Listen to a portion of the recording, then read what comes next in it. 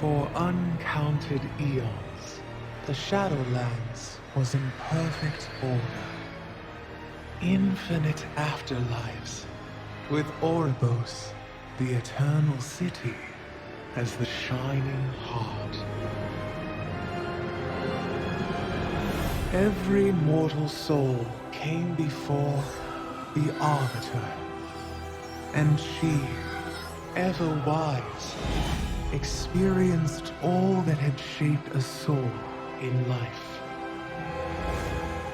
With this knowledge, she consigned every soul to the afterlife it justly deserved. Until... Oh, there comes the soul.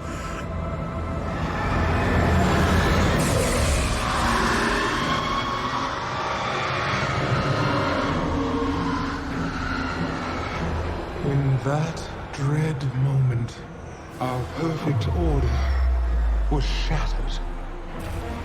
And so it is that every soul, kind and cruel alike, is denied its rightful afterlife, and instead is damned to the inescapable torment of the Maw.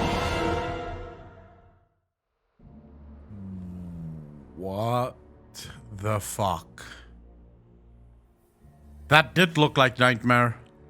Alright, there's a problem within it being Argus. I'm not saying it can't be Argus, but some shenanigans would have taken place then. Remember, Argus is a Titan. Titans do not go to the Shadowlands when they die.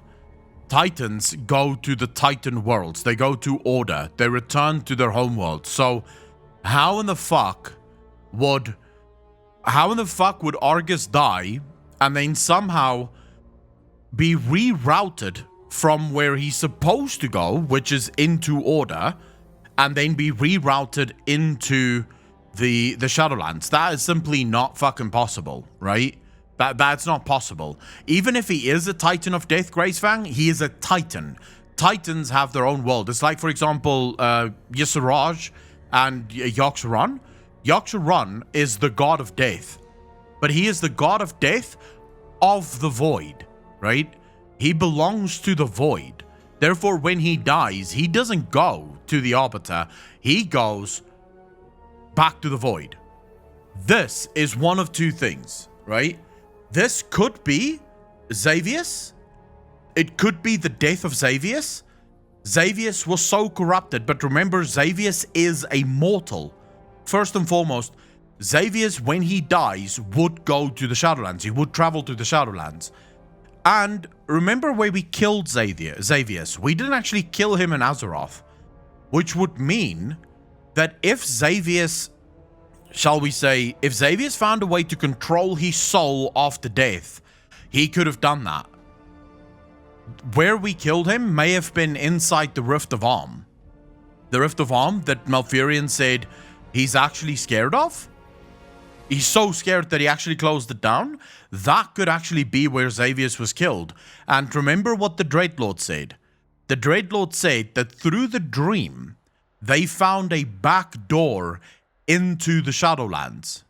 That is, as far as I'm concerned, yeah, but Xavius was mortal before he was turned into a demon. Xavius was mortal before he was it Azara? He was a trusted general, I believe, of Azara, right? Before he got turned into a satyr.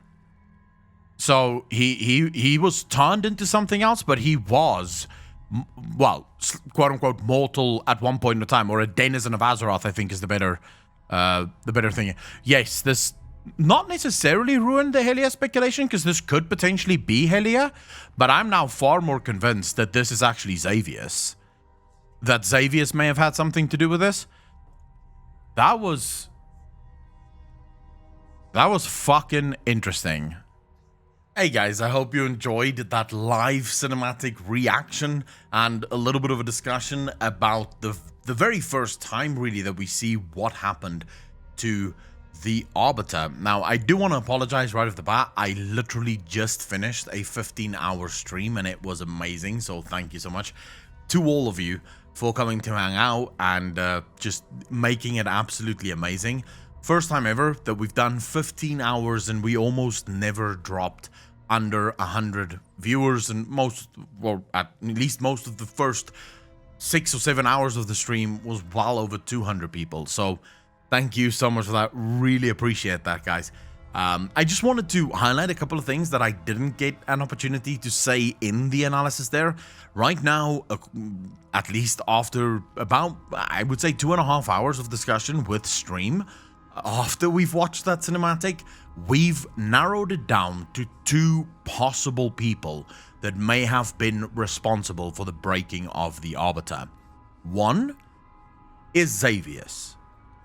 Now, in order to understand what I'm talking about, you have to watch the cinematic, and hopefully Alex will have the cinematic playing right now, of Xavius turning Ysera into a nightmare dragon. That moment where Xavius does that is extremely reminiscent of when the Arbiter gets hit by that red soul. The red is also extremely indicative of what you would consider nightmare on Azeroth. This is what the nightmare represents itself as. The same kind of red glow that we see the Arbiter being hit by is what is hit, or what hits Ysera in this. So this is the one person that we believe may have been responsible for the Arbiter. And how would he have done that? Well, that is actually fairly simple. When he died, we killed him inside the dream. More specifically, I believe, either in or close to the Rift of Arm. Remember the Dreadlords during the Preface of War, what did they say?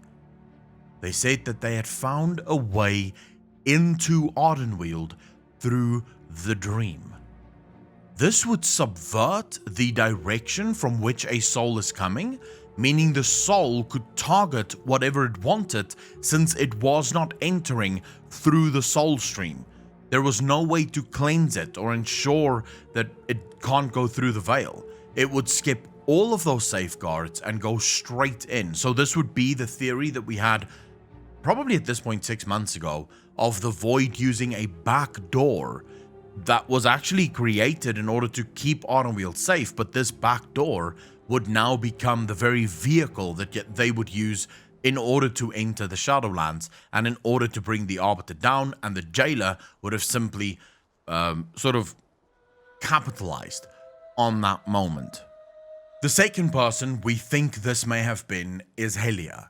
And I've already gone through that theory, I've already discussed it, but these seems to be the only 2 people that it can be right now. It would be either Helia or it would be Xavius. Now, for Helia, you can watch my video on that. I will have it linked in the description down below. We go through all of the reasons why we think it may be Helia, how Helia would have come into the Shadowlands, why she may have been the one to corrupt it. I do want to point something out here, and I'm not saying that it's completely wrong. I just want to point out why I think it's not Argus, because I've heard this multiple times. Argus is a Titan that was born inside the Great Beyond. A Titan that would belong to the Pantheon of Order.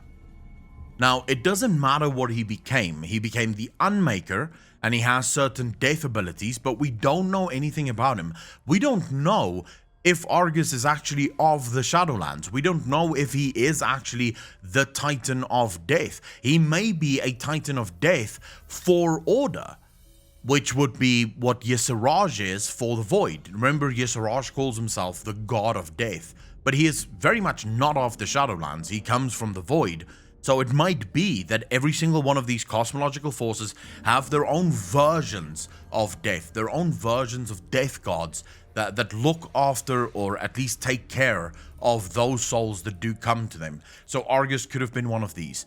The problem I have is that we have confirmation in interviews, multiple interviews where Steve Denuser have been asked about this, where it is confirmed when a Titan dies, when a force of the cosmological universe dies, it returns to its cosmological force, to the source of its force. Now, we could say that Argus was born in the Twisting Nether. If he was, it means that he would go back to the Twisting Nether. If he was born in the Great Beyond, that would make him a Titan of Order, and therefore he would go back to the Realm of Order. this is where he would be born. How exactly he would make his way from Azeroth, or from the Great Beyond rather, not Azeroth, but from reality, into the Shadowlands makes no sense. The Shadowlands is not a realm of order. It's not a realm where Titans go. Now, I do want to make... I want to put one thing into perspective. It would make sense that he is called the Unmaker if that was his only duty, to die and destroy the Arbiter. We have now heard multiple times that the Arbiter is the key to everything. The Primus says it, the brokers say it. If the Jailer strikes down the Arbiter, it is over. That is it. That's the end. That's the end of it all. That's how it all ends. And that would make Argus the Unmaker. If that was his job was to bring down the Arbiter, that would be him doing his job. It would be him living up to his title. So I did want to kind of point this out just to everyone, just so that you understand where I'm coming from. I do apologize if I don't have all the energy that I usually have, but after 15 hours of stream, I am very tired. I'm gonna go to bed, but I would love to hear your thoughts in that comment section down below, so please hit me up. To all of the patrons, Twitch subs, and of course the YouTube channel members, thank you so much for your monthly contributions. It does mean the world to me.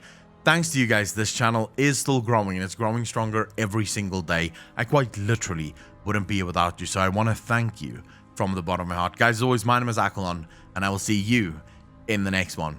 Peace out, fam!